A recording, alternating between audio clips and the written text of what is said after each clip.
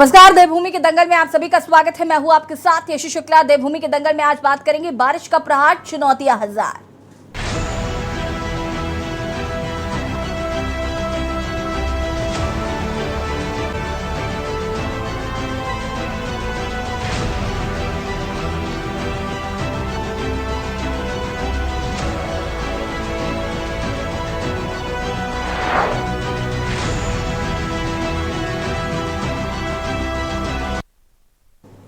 उत्तराखंड में आफत की बारिश जनजीवन बुरी तरह से प्रभावित कर दिया है। पहाड़ से लेकर मैदान तक आपदा का कहर देखने को मिल रहा है।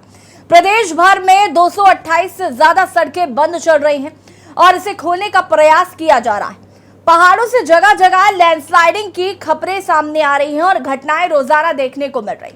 गढ़वाल से लेकर कुमाऊं तक आपदा ने अपना कहर बरपा रखा है। वहीं सीएम पुष्कर सिंह धामी ने सभी विधायकों, मंत्रियों और अधिकारियों को प्रभावित लोगों तक मदद पहुंचाने के निर्देश दिए। वहीं भारी बारिश की वजह से प्रदेश भर के मकानों में दरारें आ चुकी हैं, जिन्हें खाली कराने का कार्य किया जा रहा है। ऋषिकेश, हरिद्वार समेत कई क्षेत्रों में स्थिति और भी ज्यादा खराब हो गई है। सड़कें नदियों में तब्दील हो चुकी हैं और सड़कों पर नाव चल रही है। लोग घरों को खाली करने के लिए मजबूर हैं। ऐसे हालात में जिलाधिकारी देहरादून डॉक्टर सोनिका ऋषिकेश पहुंची, जहां उन्होंने गंगानगर और आसपास के क्षेत्र में जल भराव की समस्या का निरीक्षण किया और यहां के हालात देखने के बाद उन्होंने नगर आयुक्त राहुल कुमार गोयल को जमकर फटकार लगाई है। डीएम ने कहा है कि इतनी ज्यादा खराब स्थिति के बावजूद भी नगर निगम की ओर से यहां पर जल निकासी की स्थायी व्यवस्था क्यों नहीं की गई। वहीं भारी बारिश के बीच राज्य में डेंगू प्रकोप भी बढ़ता जा रहा है, जिसमें सरकार के सामने दोहरी चुनौती आकर खड़ी हो गई है। वहीं विपक्ष ने इस मुद्दे पर सरकार की घेराबंदी तेज कर दी है। आज हम इसी मुद्दे पर चर्चा करेंगे, उससे पहले रिपोर्ट।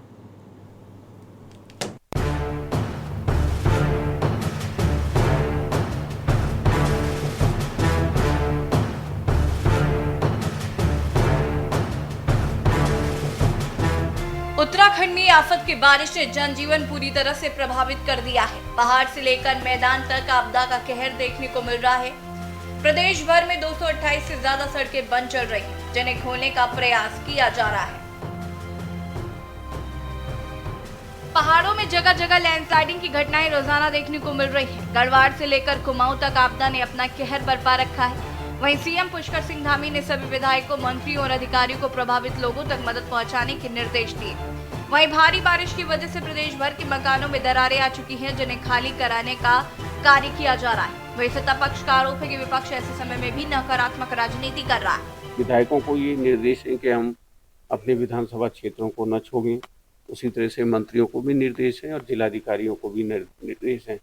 सचिव आपदा और जिलाधिकारियों के बीच में समन्वय के लिए 24 घंटे जो है वो व्यवस्था की गई है और उसके साथ जो सैटेलाइट फोन्स हैं, जहाँ जहाँ इस तरह की स्थिति है वहाँ उनकी भी व्यवस्था की गई है। जरा सा जो है, जो विपक्ष को जिस तरह से सकारात्मक इस कठिन समय में होना चाहिए था, सकारात्मक रचनात्मक, वो जरूर उसमें कमी दिखाई दी थी।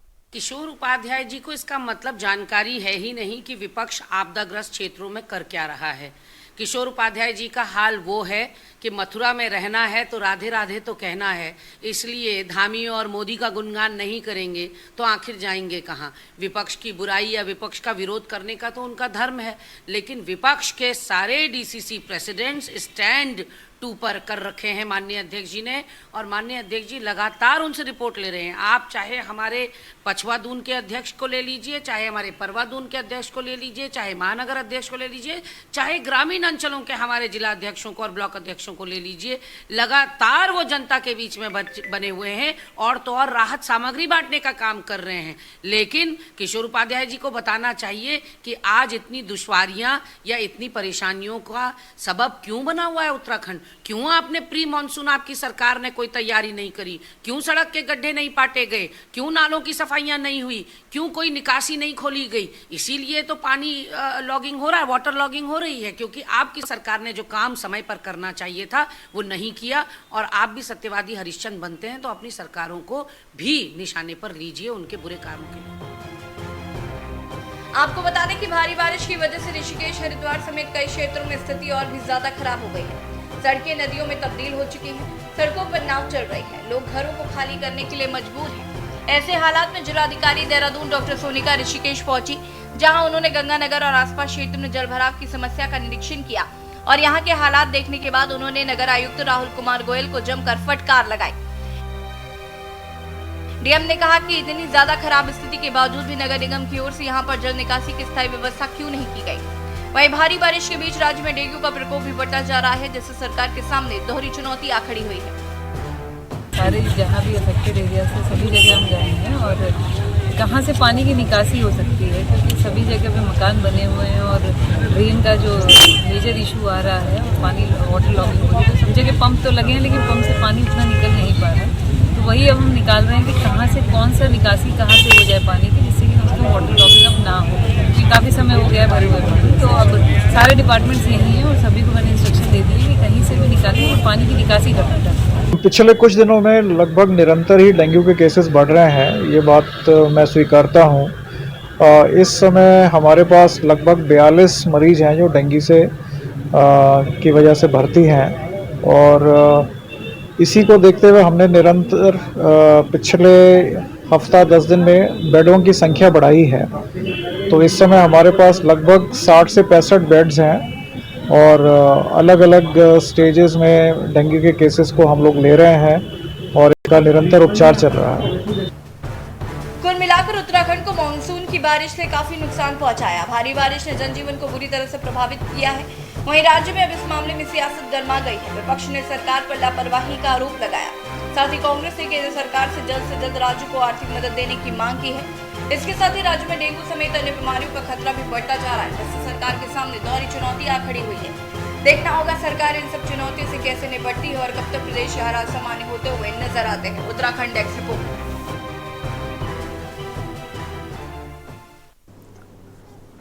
जी हाँ, तो एक और जहां पर भारी बारिश ने तबाही मचा रखी है, कहर बरपा रखा है, तो वहीं दूसरी ओर सरकार लगातार ये दावे कर रही है कि सरकार द्वारा लोगों को मदद पहुंचाई जा रही है, राहत सामग्री जो है वो पहुंचाई जा रही है। लेकिन वहीं दूसरी तरफ आपको बता दें कि डेंगू जो है वो काफी तेजी से प्रदेश में फैल रहा है, जिसकी वजह से भी लोगों को से परेशानियों का सामना करना पड़ रहा है। जगह जगह पर जलभराव की स्थिति है, जिसकी वजह से जलभराव में मच्छर पैदा होते हैं और उसके बाद डेंगू की जो बीमारी है वो काफी तेजी से फैल रही है। साथ ही साथ विपक्ष आपको बता दें कि लगातार सरकार की घेराबंदी कर रहा है। ऐसे में सरकार का ये भी कहना है कि विपक्ष ऐसे मौके पर भी राजनीति कर रहा है, ओछी राजनीति जो है विपक्ष द्वारा की जा रही है। आज हम इसी पर चर्चा करेंगे। मेहमान हमारे साथ जुड़ चुके हैं, उनसे आपका परिचय करा देते हैं। सत्यवीर चौहान जी भारतीय जनता पार्टी के प्रवक्ता हमारे साथ जुड़ चुके हैं। मोहन काला जी प्रदेश प्रवक्ता कांग्रेस हमारे साथ जुड़ चुके हैं। विपिन खन्ना जी प्रदेश प्रवक्ता आम आदमी पार्टी से हमारे साथ जुड़ चुके हैं। शांति प्रसाद भट्ट जी केंद्रीय प्रवक्ता यूकेडी हमारे साथ जुड़ चुके हैं। अरुण शर्मा जी वरिष्ठ पत्रकार हमारे साथ जुड़ चुके हैं। आप सभी का बहुत बहुत स्वागत। और सबसे पहले शुरुआत में आम आदमी पार्टी के प्रवक्ता विपिन खन्ना से करना चाहूंगी। विपिन जी, क्या कुछ कहना चाहते हैं? विपक्षी दल जो है वो लगातार सरकार को घेरने की कोशिश कर रहा है। सरकार लगातार ये दावा कर रही है कि हम लोगों को मदद पहुंचा रहे हैं। क्या धरातल पर सरकार का काम नजर नहीं आ रहा है? क्योंकि सरकार तो लगातार ये दावे कर रही है, मुआवजे दिए जा रहे हैं, लोगों की मदद की जा रही है, सारा आश्वासन जो है वो दिया जा रहा है। हम भी लगातार निरीक्षण कर रहे हैं। देखिए यशी जी, सबसे पहले तो मुझे एक बात बहुत गलत लगी आपकी कि आपने कहा कि विपक्ष घेरने का प्रयास कर रहा है। आप मुझे बताइए, आप भी देहरादून में रहती हैं कि शहर से बाहर रहती हैं? कहाँ रहती हैं? उत्तराखंड में है कि उत्तराखंड से बाहर हैं? उत्तराखंड में तो नहीं हूँ सर। चलिए, उत्तराखंड से बाहर ही हूँ। लेकिन ऐसा है, इतनी बड़ी आपदा में विपक्ष, अगर ये आरोप लगाया जाए सरकार की तरफ से कि विपक्ष घेरने का प्रयास कर रहा है, देखिए अपनी नाकामी का ठीकरा विपक्ष पे फोड़ने का भारतीय जनता पार्टी का बहुत पुराना जो है ये हथकंडा है। इसमें जब अपनी नाकामी सामने आती है तो विपक्ष पर ठीकरा फोड़ दो और बात खत्म कर दो। देखिए, बरसात हमेशा, ऐसा नहीं है उत्तराखंड में ये नया नया किस्सा हुआ है, चाहे वो डेंगू को लेके हो, चाहे वो मलेरिया को लेके हो, चाहे वो आपदा को लेके हो, चाहे वो जल भराव को लेके हो, चाहे वो भूस्खलन को लेके हो। ऐसा नहीं है कि नई चीज है। ये चीजें साल दर साल जब भी बरसात आती है, समस्या हमें पता होता है हमारे उत्तराखंड में ये पैर पसारेगी। लेकिन समस्या क्या होती है कि सरकार को इतनी गहरी नींद में सरकार रहती है कि सरकार उठने को उस समय तैयार नहीं होती जब व्यवस्थाएं करनी होती हैं। देखिए, अभी ये झूठे आंकड़े पेश कर रहे हैं डेंगू के। ये कह रहे हैं 200-250 केस जो है उत्तराखंड में डेंगू के हैं। यशी जी, उत्तराखंड की बात छोड़ दें हम, तो देहरादून की अगर मैं बात करूं तो देहरादून में कोई ऐसा घर नहीं है जिस घर में डेंगू और वायरल ना हो, कोई ऐसा व्यक्ति नहीं है जो बीमार ना पड़ा हो। अस्पताल फुल भरे पड़े हैं, चाहे वो प्राइवेट हो चाहे वो सरकारी हो। मुझे समझ में नहीं आता कि भारतीय जनता पार्टी के लोग आंकड़े कहां से लेके आते हैं। अगर हम करें बात जल भराव की, देखिए उत्तराखंड में कोई भूस्खलन से दबके मर रहा है, किसी के घर में पानी घुस रहा है, किसी का सामान तैर रहा है, लेकिन सरकार के कान पर जूं रेंगने को तैयार नहीं है। अब मुख्यमंत्री जी ने कहा है कि भाई जितने भी हमारे जो मंत्री हैं और जो विधायक हैं वो क्षेत्रों का भ्रमण करें। यशी जी, कौन सुन रहा है मुख्यमंत्री जी की? पिछले 6 महीने से रोना रो रहे हैं। यशी जी, आपके साथ भी 2 से 3 बार सड़क के गड्ढों को लेकर डिबेट हो चुकी है। आप गवाह हैं इस बात की कि पिछले 6 से 7 महीने से ये लोग छाती पीट पीट के बोल रहे हैं कि सड़क के सारे गड्ढे भर दिए गए हैं। अरे केवल गड्ढे भरे गए, सीएम हाउस के सामने जो सड़क निकलती है केवल उसके गड्ढे भरे गए हैं। जनता जिस पर चल रही है वो गड्ढे नहीं भरे गए हैं। आज भी लोगों के हाथ पैर टूट रहे हैं गिर गिर कर। स्मार्ट सिटी का हाल आपको ये पता है कि वो जो स्मार्ट सिटी का जो विकास है वो पानी में तैर रहा है। तो व्यवस्थाएं इतनी ज्यादा चरमरा चुकी हैं। तो मेरा मानना है कि सरकार को विपक्ष पे ठीकरा ना फोड़कर अपनी नाकामी को स्वीकार करना चाहिए और ये जो समस्याएं आई हैं इससे पहले से ही तैयार रहना चाहिए। ठीक है, वापस आएंगे आपके पास। शांति प्रसाद भट्ट जी, क्या कुछ कहना चाहते हैं? देखिए यशी जी, पिछले 1-1.5 महीने से लगातार डिबेट्स इसी पे चल रही हैं कि अव्यवस्थाएं हैं। पूरा उत्तराखंड, चाहे फिर वो कुमाऊं हो या गढ़वाल हो, हर जगह मकान दरकना, जल भराव होना, आम ग्रामीण परेशान। सरकार मस्त है, जनता त्रस्त है। आज का मुद्दा आपने ऋषिकेश के जो विधायक हैं, जो मंत्री हैं, शहरी विकास मंत्री, आज उनकी पोल खुल रही है। गंगानगर में जाम पानी, श्यामपुर में पानी, खदरी में पानी, शीशम झाड़ी में पानी, शहर में पानी, और पूरा शहर जाम और जाम से परेशान।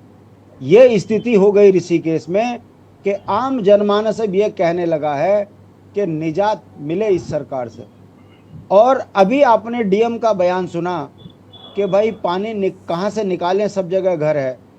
मैं पूछना चाहता हूँ डीएम साहिबा से, जब आप सरकारी संपत्तियों पे भाजपा के इशारे पे कब्जा करवाओगी तो फिर जाम के लिए आपको कहाँ मिलेगा जगह, रास्ता पानी निकालने के लिए?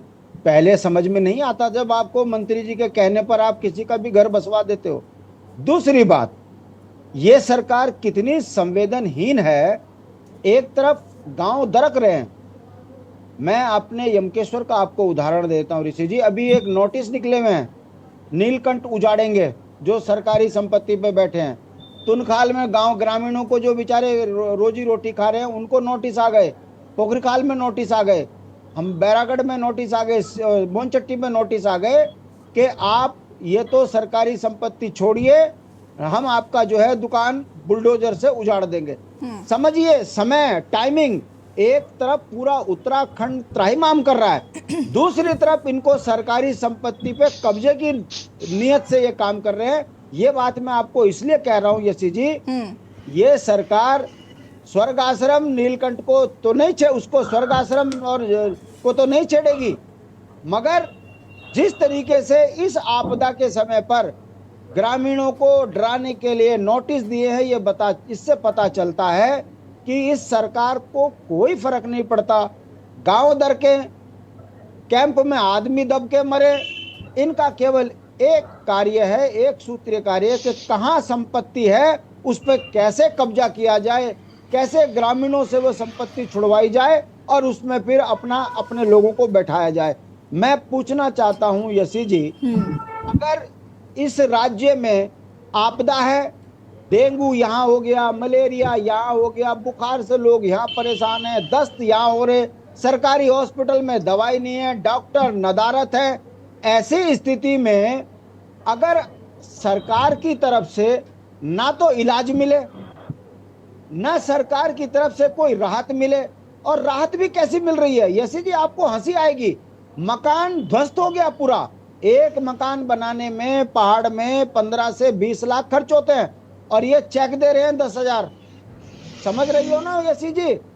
ये ऐसे समय पर भारतीय जनता पार्टी का चेहरा खुल रहा है कि जनता ये बोलने लगी है अब, जो बेचारे दबी जबान में जिन्होंने कभी भाजपा को सर चढ़कर जय जयकार करी, आज वो शर्मा शर्मी बोल नहीं पा रहे हैं कि ऐसी निर्लज सरकार को हमने सत्ता में चुन लिया कि हमारे यहाँ की विधायक को अगर फोन करो, बोलो मेरे से पहाड़ में नहीं चढ़ा जा रहा है, मेरे पैर में दर्द है। शांति प्रसाद ये भट्ट, स्थितियां हो गई है। शांति प्रसाद भट्ट जी, मैं वापस आती हूँ आपके पास और लोगों की भी प्रतिक्रियाएं जरा ले लेते हैं। निदान है कि भारतीय जनता पार्टी के झूठ जुमलों का खुलेआम विरोध कीजिए, तभी जाकर उत्तराखंड बचेगा, वरना इस बरसात से त्राहिमाम उत्तराखंड में हो रखे हैं। जी मोहन काला जी, क्या कहना चाहते हैं? सरकार तो कह रही है हम काम कर रहे हैं, विपक्ष को नहीं लग रहा।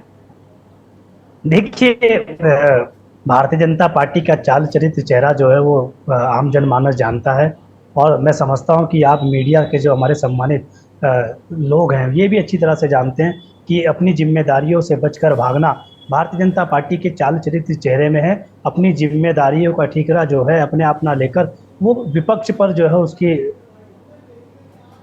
आला नहीं है। मैं भाई सतवीर जी से कहना चाहता हूं, मंजर हम देखने को मिल रहा है पहाड़ से लेकर मैदान तक, तो शायद इस पर कहीं ना कहीं सरकार कुछ ना कुछ इस पर जो है कमियां लगा सकती थी, कहीं ना कहीं इस पर जो है कहीं ना कहीं कुछ ना कुछ व्यवस्थाएं सुचारू रूप से बना सकती थी। और आप देखिए कि किस तरीके से, और जिस तरीके से आप अभी कह रही थी कि सरकार जो है काम कर रही है, और सरकार के काम की पोल जो है देहरादून की जो हमारी जिलाधिकारी महोदय हैं उन्होंने ऋषिकेश से खोल दी है कि किस तरीके से काम हो रहा है, कि नगर आयुक्त को किस तरीके से फटकार लगाई जा रही है। ये पता चलता है कि सरकार कितनी गंभीर है। और इनके जो नगर विकास मंत्री हैं वो ऋषिकेश से विधायक है, वो पर पानी के बीच में नाव चलाकर बीच में जाने की नौटंकी तो कर सकते हैं, पर पानी निकासी करने की व्यवस्था नहीं बना सकते हैं। उसकी सबसे पहल जो है ये विपक्ष नहीं खोल रहा भैया सतवीर भाई, ये विपक्ष ने करने का काम नहीं किया, ये तो खुद डीएम मोदिया जो हैं कह रही हैं इस बात के लिए, और वो वहाँ फटकार लगा रही हैं अधिकारियों को। अब इससे ज़्यादा और क्या हो सकता है? राजधानी देहरादून की सड़कों के जो हाल हैं,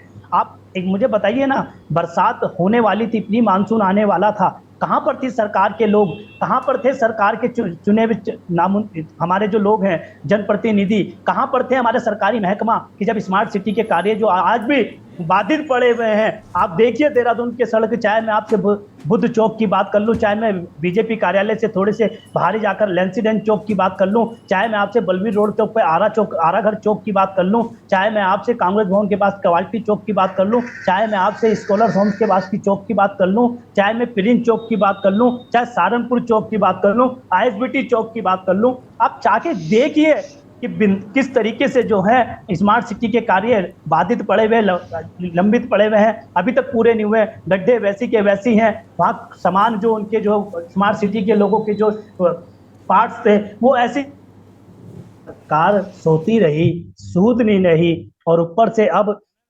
बारिश की इस तबाही के साथ साथ अब एक कहर जो डेंगू के रूप में हमारे इस प्रदेश में और देहरादून में जो पैर पसार रहा है। मुझे बताइए ना, कहाँ पर जो है मॉनिटरिंग करी है, कितने बताए ना अब सरकार कि हाँ आपने डेंगू से लड़ने के लिए जो है सरकार ने गंभीर कदम उठाए हैं। अरे मैं कल ही देख रहा था, कल ही के हिंदुस्तान पेपर में, अगर क्योंकि भारतीय जनता पार्टी के लोगों को विश्वास नहीं होता है, अगर वो कहेंगे तो मैं उनको जो है हिंदुस्तान और दैनिक जागरण, अमर उजाला की जो है कटिंगे भी भेजने का काम करूंगा कि किस तरीके से जो है जो हमारा एक अस्पताल जो बना था गांधी शताब्दी, वहाँ देखिए कि किस तरीके से कहीं मशीन नहीं है, तो कहीं वार्ड बंद है, तो कहीं जो है धूल पाकरी मशीनें जो है वो बंद पड़ी हुई हैं, खराब हैं। और ये मैं नहीं कह रहा हूँ, ये हमारे मीडिया बंधु कह रहे हैं, ये पत्राचार कह रहे हैं, ये मुख्य जो पेपर हैं वो बयां कर रहे हैं इस कहानी को। आप कहाँ हैं भैया? डेंगू पसार चुका है। मोहन काला जी, मैं वापस आऊंगी आपके पास, रुकिए जरा। मोहन काला जी रुकिए जरा। सत्यवीर जी जवाब दीजिए भाई कि यहाँ पर सड़कें जगह जगह पर खुदी पड़ी हैं, पानी जो है वो लगातार इकट्ठा हो रहा है, जिसकी वजह से मच्छर आ रहे हैं, मच्छरों की वजह से डेंगू फैल रहा है। डेंगू ने पूरे प्रदेश में अपना कहर बरपा रखा है और सरकार कह रही है कि हम सारे काम कर रहे हैं, सरकार मदद कर रही है, सरकार लोगों को राहत सामग्री पहुंचा रही है। लेकिन ये जो आज स्थिति है उसके कहीं ना कहीं जिम्मेदार कौन है? यशी जी धन्यवाद आपका। यशी जी, जिस प्रकार से अभी वर्षा का सीजन चल रहा है, तमाम वो चीजें देखने को मिली है कि जहां से दुखद घटनाएं भी आई है, मगर उसके बाद यशी जी जिस प्रकार से सरकार को काम करना चाहिए था, उसके काम करने का रिस्पॉन्स होना चाहिए था, कितना जल्दी वो लोगों तक पहुंचे, कितना जल्दी वो रिकवरी का लगा है, उन सब चीजों में सरकार ने पूर्णतः काम किया है। अगर आप देहरादून जिले को लेके तमाम व्यक्ति इस चर्चा में बोले तो मैं कहना चाहूंगा, चाहे वो बिनार में जाखनगान में आपदा आई हो, चाहे अन्य क्षेत्रों में जो घटनाएं घटी हो, हमारे शासन प्रशासन पूरी तरीके से वहां गया। जब घटनाएं हो जाती है उसके बाद किस प्रकार से वहां पर, पहले तो कोई किसी प्रकार की घटना ना हो, हम ईश्वर से यही प्रार्थना करते हैं, मगर उसके बाद जिस प्रकार से सरकार को काम करना चाहिए, आवश्यकता ये होती है कि विपक्ष भी इस प्रकार से काम करे जिस प्रकार से हमारी सरकार ने अन्य राज्यों में, हम सरकारों में नहीं है, मगर वहां पर किस प्रकार से सरकार के साथ काम करना चाहिए उस प्रकार से दिखना चाहिए। लगता हुआ हिमालय राज्य हिमाचल है। सत्यवीर जी, विपक्ष कह रहा है कि हम आपका काम क्यों करें, हम तो अपना काम करेंगे, जो उनका काम है वो कमियां उजागर करेंगे, आपके साथ कमियों को ठीक थोड़ी ना करेंगे। यशी जी सुनिए, मैं बताता हूँ आपको एक रचनात्मक विपक्ष का रवैया क्या होता है। आपने हिमाचल के अंदर देख लीजिए, चाहे हमारे राष्ट्रीय अध्यक्ष हो, चाहे केंद्र हमारे मंत्री हो, चाहे वहां पर हमारे नेता प्रतिपक्ष के नेता हो या अन्य हमारे जनप्रतिनिधि वहां पर हो, जिस प्रकार से विपक्ष सरकार के साथ काम करना चाहिए था, कंधा से कंधा मिलाकर वहां पर दिखे। उदाहरण के साथ मैं कहना चाहता हूं, जब कहीं पर किसी प्रकार से पानी का जल भराव होता है या आपदा जैसी स्थिति होती है, तो वहां पर जो सांप, नेवले, चूहे, बिल्ली, जो सारे एक दूसरे को जान पे आतुर होते हैं, वो भी एक पेड़ पे चढ़ते हैं और इस स्नेह से दिखते हैं कि जैसे ये कभी एक दूसरे के दुश्मन ही नहीं थे, इस प्रकार से। मगर जब जैसी वर्षा चली जाती है उसके बाद एक दूसरे के जान के दुश्मन हो जाते हैं। राजनीति करने के अवसर मिलेंगे, मगर यशी जी मैं कहना चाहता हूं, इस समय जिस प्रकार से मुख्यमंत्री जी ने खुद निगरानी कर रहे हैं, कोई भी आवश्यकता है, उनके खाने की आवश्यकता है, उनके रहने की आवश्यकता है, उनको डॉक्टरों की सलाह की आवश्यकता है, सारी टीमें घटना वहां स्थलों पर काम कर रही है, सारे जिलाधिकारी काम कर रहे हैं। यहाँ तक कि मुख्यमंत्री जी ने निर्देशित किया है कि अगर पहाड़ी क्षेत्रों में या अन्य क्षेत्रों में कहीं पर भी हवाई सेवा को आवश्यकता है तो उसका उपयोग करिए, और वो लगातार जारी है। अब मैं फिर कहना चाहता हूँ, जिस प्रकार से उत्तराखंड के अंदर विगत दिनों में स्वास्थ्य के क्षेत्र में उपलब्धि हासिल की है, चाहे मेडिकल कॉलेजों की जिस प्रकार से लगातार एक के बाद एक खोलना हो, वो लगातार डॉक्टरों की संख्या बढ़ाना हो, पहाड़ों में डॉक्टरों की जिस प्रकार से पहले कमियां रहती थी उस कमियां को बढ़ाना हो, एम्बुलेंस जिस प्रकार से 108 की सेवा उसको बढ़ाना हो। आयुष्मान के अंदर हमने तमाम वो बीमारियां कवर करी है जिससे कि आम लोगों को उसका लाभ मिल सके। 12 अरब से अधिक हम उत्तराखंड पैसा खर्च चुका है, अपना 265 जान से अधिक दे रहे हैं, और लगातार सरकार स्वच्छता अभियान के माध्यम से भी ये काम कर रही है। और यही नहीं यशी जी, हमारी सरकार ने, आदरणीय प्रधानमंत्री मोदी जी ने 5 अगस्त 2019 को कहा था कि जिस प्रकार से अभी तक हम घरों में पानी नहीं पहुंच पाता, हमारी महिलाओं को, हमारी बेटियों को जिस प्रकार से अपने समय का सदुपयोग नहीं कर पाती, हर घर नल के माध्यम से जल प्राप्त हो रहा है लगातार। अभी तो हर घर में जल नजर आ रहा है ना, जल ही जल है, जल के अंदर घर है। हाँ, और मैं आपको एक चीज बताना चाहता हूं, समस्या क्या है, हर घर जल का क्या मतलब है? अभी देखिए सत्यवीर जी, हम यहाँ पर ये कोई एडवर्टीजमेंट कंपनी तो है नहीं कि यहाँ पर आकर आप मुझे एक तरीके से सारी चीजें बता देंगे, हम तो ये भी कर रहे हैं, हम तो वो भी कर रहे हैं, हम तो ये भी कर रहे हैं। हमें ये नहीं जानना, हमें ये जानना है कि फिलहाल जो समस्या है उसका समाधान क्या है। मैं वापस आऊंगी आपके पास, इसके बाद अरुण जी आपका रुख करेंगे। इसी बीच चंडीगढ़ से बड़ी खबर बता देते हैं आपको। चंडीगढ़ से बड़ी खबर,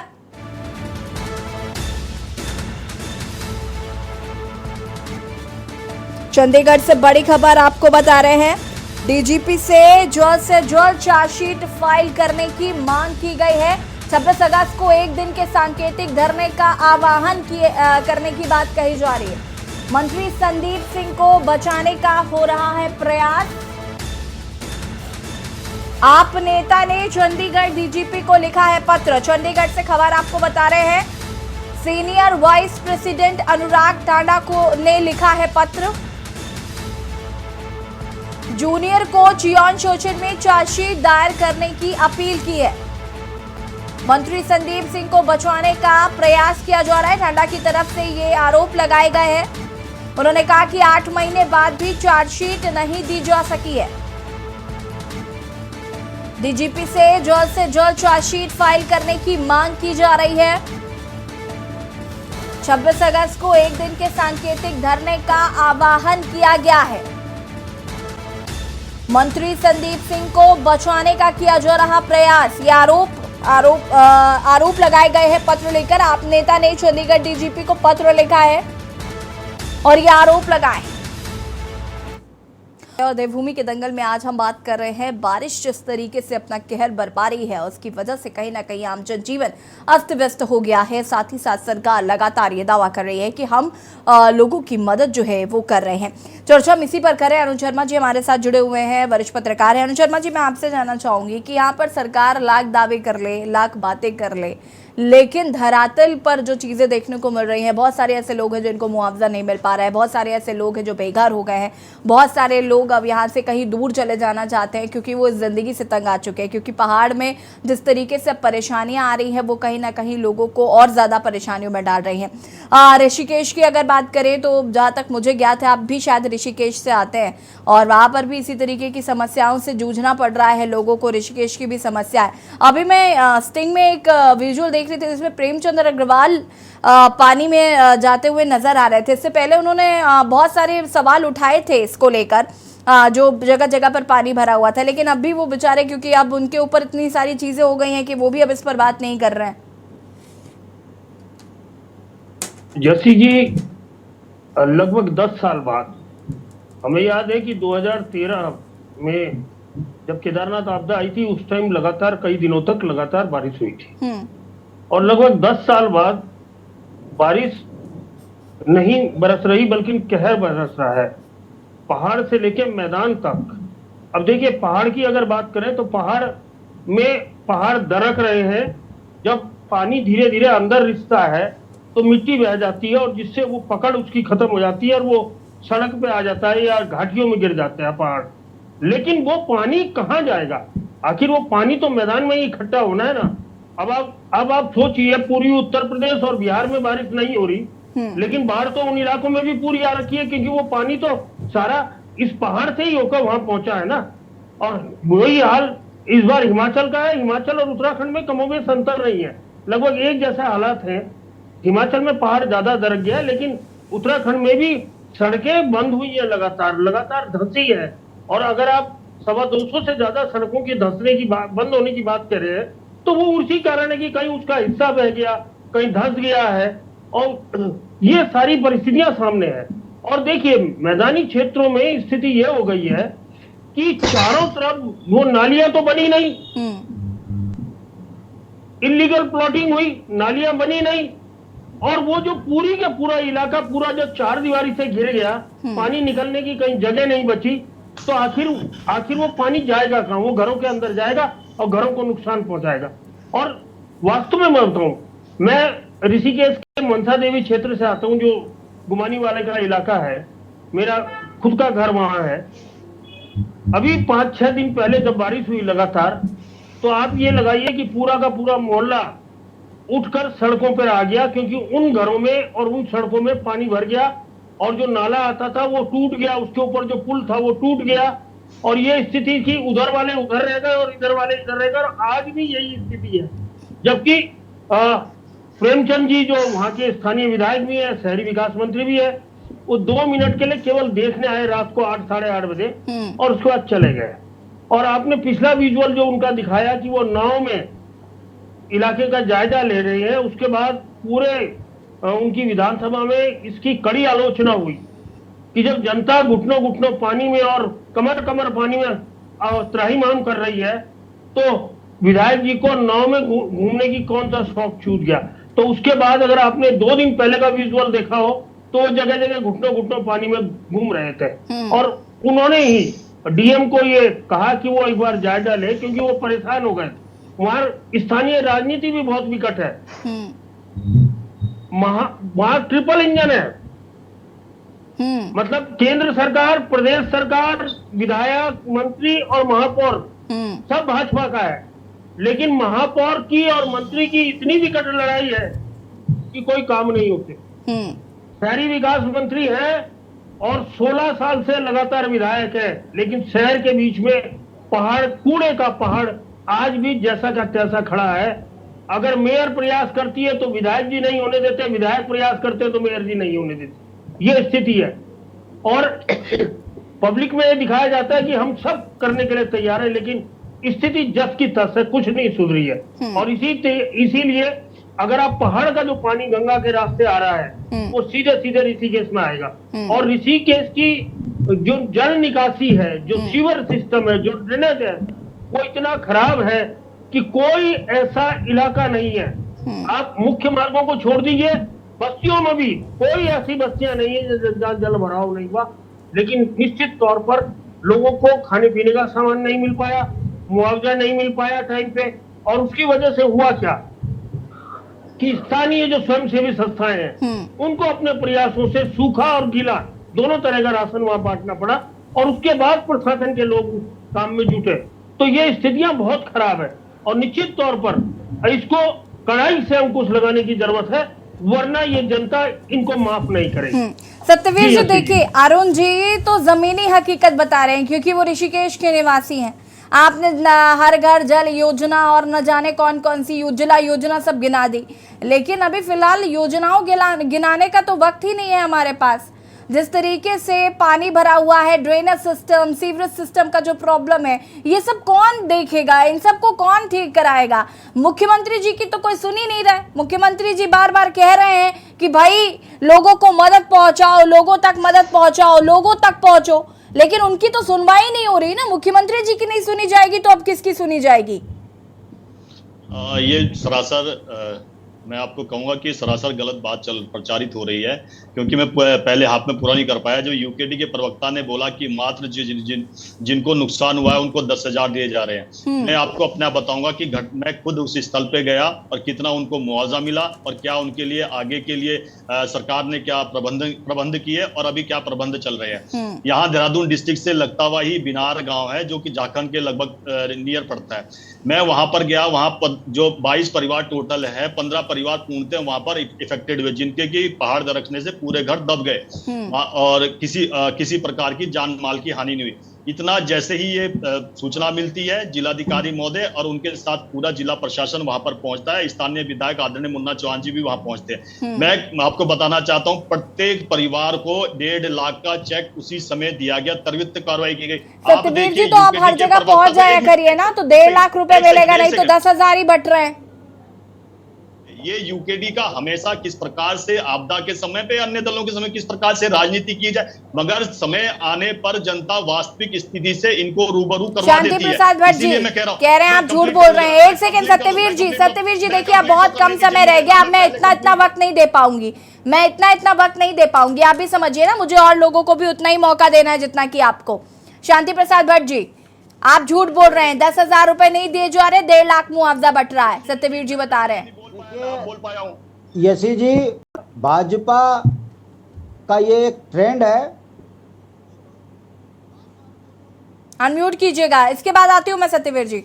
शांति प्रसाद जी देखिए, मैं 10,000 रुपए इसलिए बोल रहा हूँ क्योंकि मेरे पास ग्रामीण ने भेजा है वो चेक कि सर मैं 10,000 को छाती में मारूं किसी के, मेरा तो मकान 20-25 लाख का टूट गया। अब बताइए, हम क्षेत्रीय नेता हैं, हम भी मजबूर हैं, हम क्या कहें।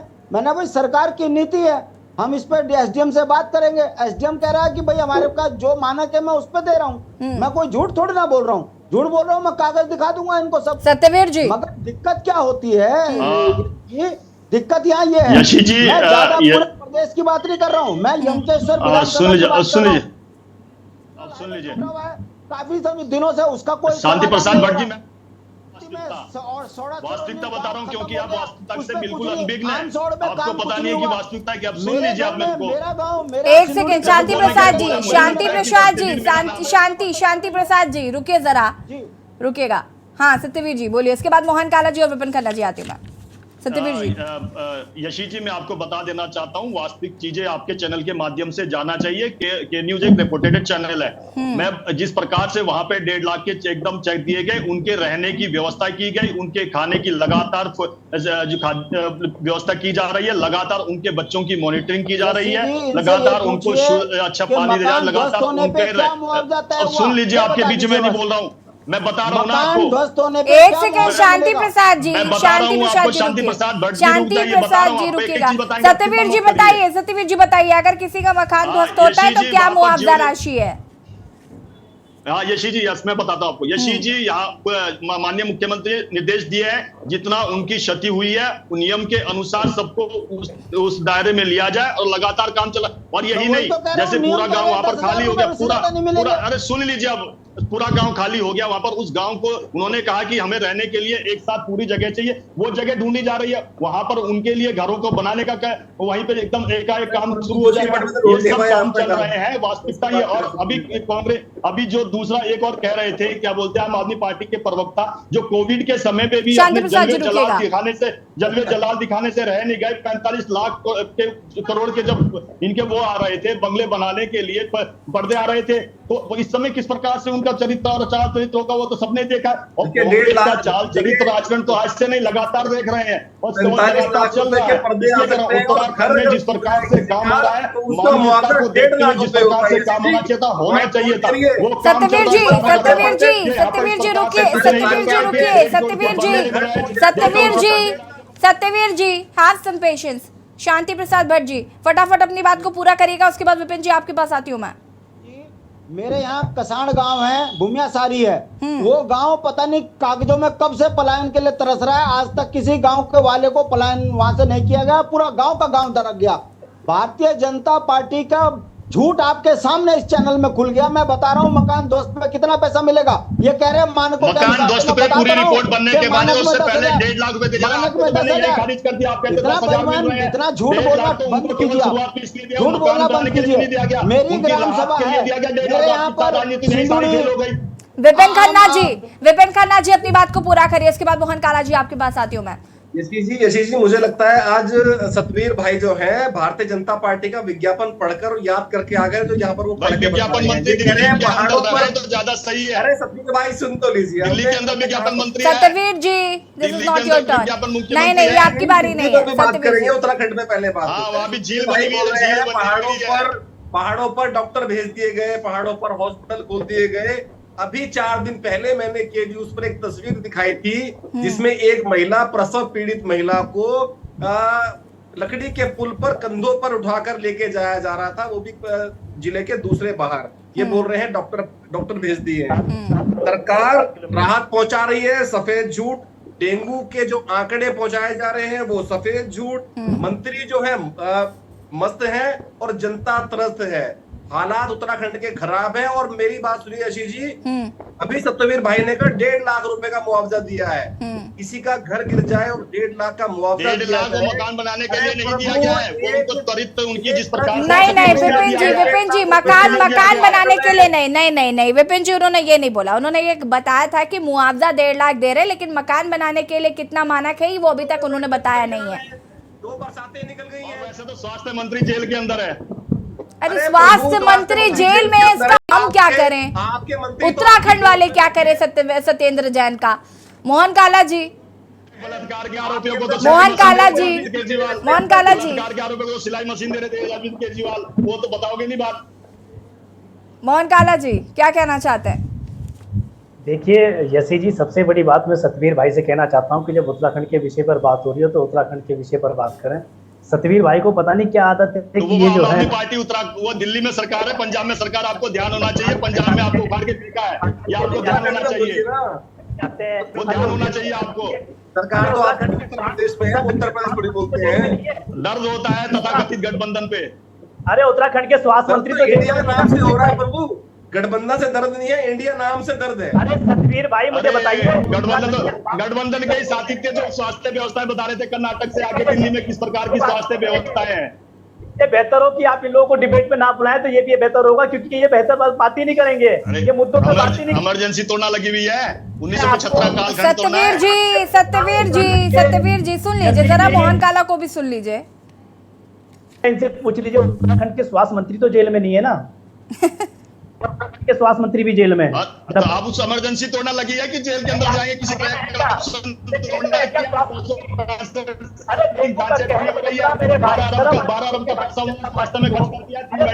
सत्यवीर जी आप बीच में ऐसे इंटरप्ट करेंगे तो कैसे चलेगा? उसके बाद आपके टाइम पर कोई बोलता तो आपको बुरा लगता है। अस्पताल का जो आपने जिला अस्पताल उन्होंने पूछा था कि बता दीजिए जरा स्वास्थ्य मंत्री के बारे में।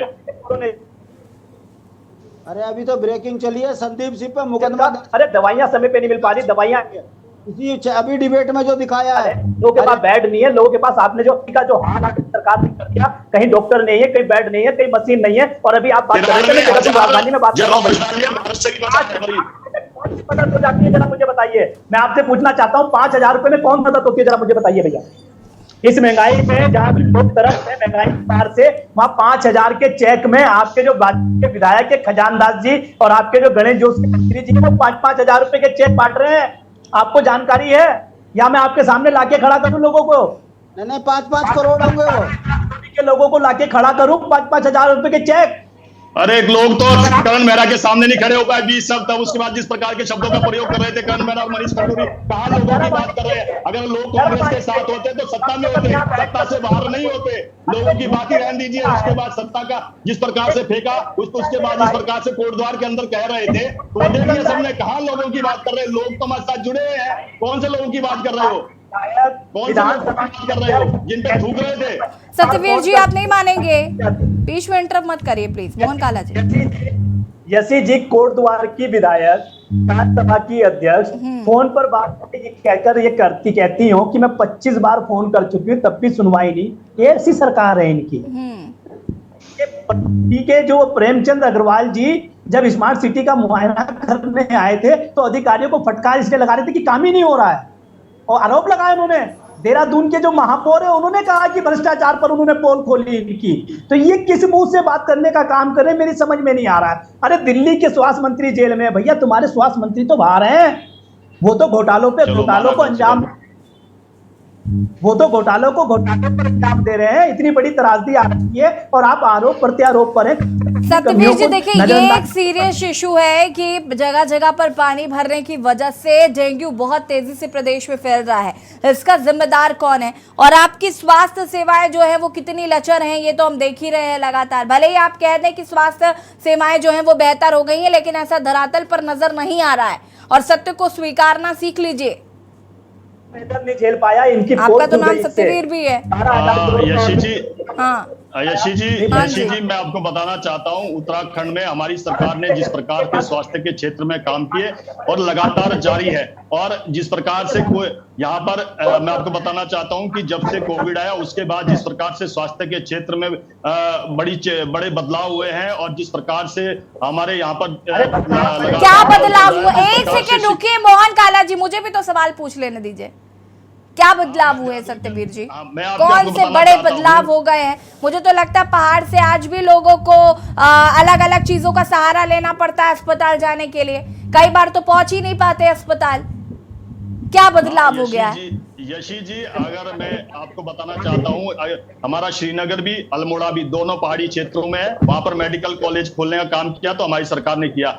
और मैं आपको बताना चाहता हूं, ऑन रिकॉर्डेड आपके चैनल बताना चाहता हूं, कभी भेजिए जरा रिपोर्टर्स को ग्राउंड पे कि आज जितने भी पहाड़ के हॉस्पिटल है वहां पर जो डॉक्टरों की जो उपलब्धता है उनकी उपलब्धता से कई गुना ज्यादा हो चुके हैं। ये मैं नहीं कह रहा हूं, ये सरकार की रिपोर्ट है। उस रिपोर्ट को सभी अखबारों ने प्रकाशित किया है कि जिस अनुपात में डॉक्टर अस्पताल में होना चाहिए था उस अनुपात से भी अधिक स्थिति में है। और उसके बाद मैंने आपको गिनाया पहाड़ी क्षेत्र में जिस प्रकार से 2 मेडिकल कॉलेज खोले, देहरादून के अंदर जिस प्रकार से 2 मेडिकल कॉलेज बना, जिला कोऑर्डिनेशन जो हॉस्पिटल बना उसको जिस प्रकार से जिले में कन्वर्ट किया, उसका नवनिर्माण करा, आज देख किस प्रकार से बढ़िया काम कर रहा है। और गांधी शताब्दी हॉस्पिटल की बात कर रहे थे जहां पर इतनी दयनीय स्थिति जब कांग्रेस की सरकार थी, आज देख लीजिए किस प्रकार से वहां पर इतना सही तरीके से चल रहा है, किस तरीके से उसको अपडेट। शांति प्रसाद भट्ट जी सहमत है आप? बताना चाहता हूँ आज किसी भी व्यक्ति मोहन काला जी देखिए आपको अखबार की हेडलाइंस दिखा रहे हैं, देख लीजिए मोहन काला जी आपको अखबार की हेडलाइंस दिखा रहे हैं। एक सेकंड सत्यवीर जी, ये मेरा पेपर नहीं है मेरे भाई सत्यवीर भाई। भारतीय जनता पार्टी के अंदर एक बात की तो गुण है जिसे हमें पैनल में बैठे लोगों को स्वीकारना पड़ेगा कि झूठ कितना बढ़िया बोलना है और कितनी तेजी से बोलना है, ये भाजपा से तो सीखना पड़ेगा। अरे भैया देहरादून में तुम्हारे डॉक्टर बोल रहे हैं कि मैं हार्ट का स्पेशल डॉक्टर हूं और मैं दवाइयां ना होने के कारण मैं मरीज को कुनैन की गोली नहीं दे सकता, और ये यहाँ कह रहे हैं कि हमने 400 की व्यवस्था कर दी। ये तो हालात इनके हैं। आप ये सोचिए कि जो भाजपा जिसका मंत्री अपने ही शहर के अंदर बदनाम हो गया हो और डीएम का सहारा ले रहा हो, डीएम कह रही है कि मैं क्या करूं, इसी मंत्री ने तो नाले खाले में लोग बसा दिए। जिस देहरादून के अंदर 7 बड़ी नदियां थी उसको सिकोड़ के इन्होंने रिस्पना और बिंदाल तक सीमित कर दिया, और आज देहरादून जो नरक बन गया, इस पर ये झूठ बोल रहे कि देहरादून जो स्मार्ट सिटी बन गई। इन्हीं का मेयर कह रहा है कि यहाँ 40% कमीशन से कम पैसा मुझे मिल रहा है, मेरी चाउमीन की दुकान से बड़ी दुकान चलनी चाहिए थी। ये बेईमान घोटालेबाज देहरादून को स्मार्ट सिटी के नाम पे पूरा उजाड़ के रख दिया। ये बोल रहे हैं चैनल पे सही, डेंगू के मरीज देहरादून में बढ़ गए, हमने कभी इतना बुरा हाल देखा नहीं था। देहरादून में मलेरिया से परेशान है। आप जाइए आईएमए में ब्लड बैंक के यहाँ लाइन लग के जो है व्हाइट ब्लड नहीं मिल पा रहा है। 12-12 हजार की बोतलें लेने के लिए पेरेंट्स जो है भटक रहे हैं। सरकारी हॉस्पिटल में डेंगू का इलाज नहीं हो रहा है, प्राइवेट वाले लूट मचा रखी है। और आयुष्मान कार्ड बने हुए भारतीय जनता पार्टी के नेता फर्जी कार्ड बना के यहाँ इलाज करा रहे हैं। सत्यवीर जी बताइए जरा, ये हाल है प्रदेश के, ये हाल है प्रदेश के, और विपक्ष जो है वो आईना दिखा रहा है आपको, और अगर अभी भी आपको आईना नहीं दिख रहा है तो मुझे लगता है जनता इससे ज्यादा और त्रस्त होगी, उसके बाद फिर जनता के हाथ में जो है वो करेगी। बिल्कुल जनता, लोकतंत्र में जनता से जो बड़ा तो कोई है नहीं, मगर जिस प्रकार से 2022 के परिणाम आए उसकी हताशा, निराशा जिस प्रकार से यहाँ पर दिख रही है वो दिख रही है। मगर हमारा काम तो केवल जनता को काम करना। मैंने आपको बताया जहाँ भी जो घटना हो रही है, जहाँ पर भी कोई किसी प्रकार की कोई घटना हो जा रही है, त्वरित वहां पर सरकार की सहायता पहुंच रही है, लगातार पहुंच रही है। शांति प्रसाद भट्ट जी नहीं बोला मैं आपके बीच में, सुन लीजिए, अरे सुन लीजिए, सुन लीजिए। हमने चले शांति प्रसाद जी, देखिए वक्त की हमारे पास चूंकि कमी है, सत्यवीर जी फटाफट अपनी बात को पूरा करिए। अंतिम प्रतिक्रिया अरुण शर्मा जी आपसे लूंगी मैं। जी, हम लगातार काम कर रहे हैं, मुख्यमंत्री लगातार मॉनिटरिंग बना हुए हैं, जिला प्रशासन से लेकर स्थानीय प्रशासन लगातार उनकी सहायता कर रहा है। उनको जो अभी आवश्यकताएं हैं उन सभी आवश्यकताओं की पूर्ति करी जा रही है। मोहन काला जी 20 सेकंड है आपके पास। ठीक है सत्यवीर जी, सत्यवीर जी ठीक है, ठीक है, ठीक है सत्यवीर जी, रुकिए सत्यवीर जी, होल्ड योर हॉर्सेस प्लीज, आराम से। मोहन काला जी 20 सेकंड्स है, अनम्यूट कीजिए, अनम्यूट कीजिए। मोहन काला जी की पार्टी को एक संदेश है कि जिस प्रकार से विपक्ष हिमाचल में काम कर रहा है, सत्यवीर जी आप मोहन जी के समय पर भी आप बोल लीजिए, आप मोहन है क्या? रुकिए जरा। मेरे भाई अभी हिमाचल पे बहुत बड़ी बड़ी बातें कर रहे थे, कह रहे थे कि विपक्ष वहां सरकार के साथ खड़ा है। विपक्ष के नेता इनके जयराम ठाकुर जिस तरीके से वहां पर आर्थिक मदद जो सहायता राशि के जो चेक बांटे जा रहे थे उसको लेकर प्रेस कॉन्फ्रेंस किसने करी थी, मैं भेज दूं क्या आपको? अरे वो तो सहायता राशि जो बांटी जा रही है उसका विरोध कर रहे हैं आपके नेता प्रतिपक्ष। मेरे भाई कौन सी दुनिया में जीने का काम करते हो यार यहाँ पर? जब सोई हुई पड़ी हुई है, वहाँ की सरकार बिल्कुल सोई हुई पड़ी है, तब हमको ठीक है, ठीक है, ठीक है। अरुण शर्मा जी अंतिम प्रतिक्रिया आपकी लूंगी मैं, क्योंकि बारिश की वजह से जो हाहाकार मचा हुआ है। अब देखिए यहीं पर सत्यवीर जी कह रहे हैं हम 1.5 लाख मुआवजा दे रहे हैं, यूकेडी के प्रवक्ता बता रहे 10,000 मुआवजा मिल रहा है, तो ये पैसा जा किधर रहा है? जी मैं कहना चाहता हूँ कि ये कुछ नहीं कर सकते तो कम से कम धन सिंह जी का ऐप यूज करते हैं। अगर ये कुछ नहीं कर सकते का ऐप यूज कर ले तो इन्हें ठीक है, रुकिए अरुण शर्मा जी, अरुण शर्मा जी एक सेकेंड, अरुण शर्मा जी का वक्त है, हमारे पास वक्त की कमी है, प्लीज अरुण शर्मा जी फटाफट अपनी बात को पूरा करिए, बाकी सभी को म्यूट करिएगा। बड़े बड़े दावे मुआवजे के और सहायता के यहाँ हो रहे हैं, लेकिन आप ये बता दीजिए कि जोशीमठ में आपदा को कितने दिन हो गए और कितने दिन लोग राहत कार्यों में रहे हैं, और उसके बाद अब उन्हीं टूटे फूटे घरों में वापस चले गए हैं सरकार की उपेक्षा के कारण। अब आप लगाइए इतने दिनों तक ये एक्सरसाइज चलती रही है, तो ये हमें झुंझुना पकड़ा रहे थे या उन्हें झुंझुना पकड़ा रहे थे कि उनके लिए जगह ढूंढी जा रही है या पूरे के इलाके को शिफ्ट किया जाएगा, बसाया जाएगा। आज तक ना तो वो मिला, न केंद्र से कोई सहायता आई, ना उनको उचित मुआवजा मिला। 20 करोड़ का वहां पर पैसा आवंटन हो चुका है और वहां पर जिस प्रकार से सभी ग्रेड हाउस बन रहे हैं, मैं आपको बता रहा हूं। इस चीज से नकार दें कि अपने घरों को नहीं गए, बताइए ना, वापिस नहीं गए क्या? और किसकी गलतियों से गए?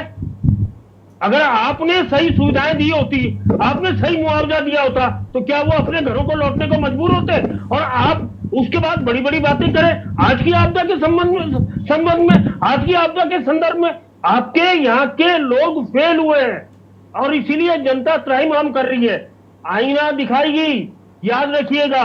और क्योंकि आप नहीं सुधर पा रहे हैं, आपके लोग मुआवजे के नाम पे, राहत के नाम पे नौटंकियां कर रहे हैं, इसलिए सुधर जाइए।